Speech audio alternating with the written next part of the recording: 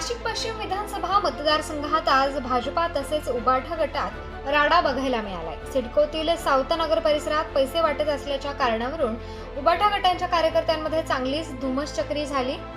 हाणामारीचा प्रकार घडल्यानंतर थेट दोन्ही पक्षाच्या कार्यकर्त्यांनी तसेच पदाधिकाऱ्यांनी तात्काळ अंबड पोलीस स्टेशन गाठले। अंबड पोलीस ठाण्याबाहेरही चांगलाच राडा बघायला मिळालाय। यामुळे पोलीस स्टेशन परिसरात छावणीचे स्वरूप बघायला मिळाले। घटनेची माहिती मिळताच नाशिक दौऱ्यावर असलेले भाजपा नेते पंकजा मुंडे यांनीही पोलीस स्टेशन गाठले।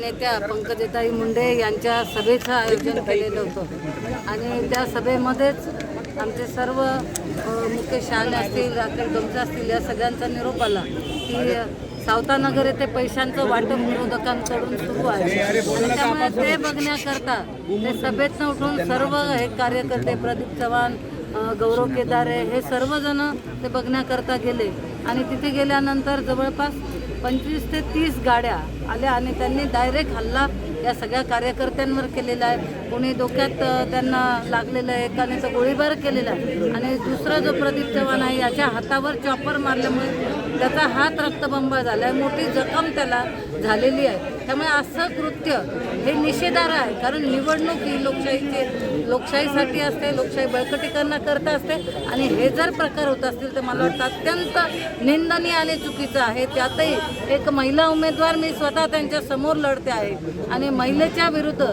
यांच्या विरोधकांच्या पायाच्या खालची वाळू सरकलेली आहे आणि त्यामुळे त्यांना कुठेतरी भीती वाटते की आपण आता निवडून येऊ शकत नाही, म्हणून असे काहीतरी प्रकार करायचे, पैसे वाटायचे, गुंड पाठवायचे, टोळ्यांनी लोकांवर हल्ला करायचा। मला वाटतं हे अत्यंत गैरप्रकार हे करतायत विरोधक आणि आत्ताच आम्ही सर्व जण पोलीस स्टेशनला येऊन इथे तक्रार दाखल केलेली आहे। सर्व त्यांनी तपासलेलं आहे आणि त्यामुळे त्यांच्यावर कडक कारवाई व्हावी।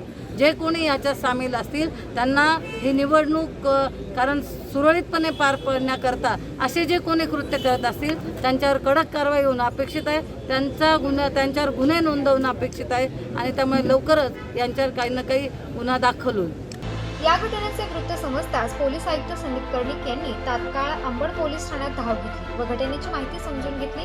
पुढील तपास अंबड पोलीस करत आहेत। उत्तर महाराष्ट्र न्यूज नेटवर्कसाठी नितीन चौहान, नाशिक।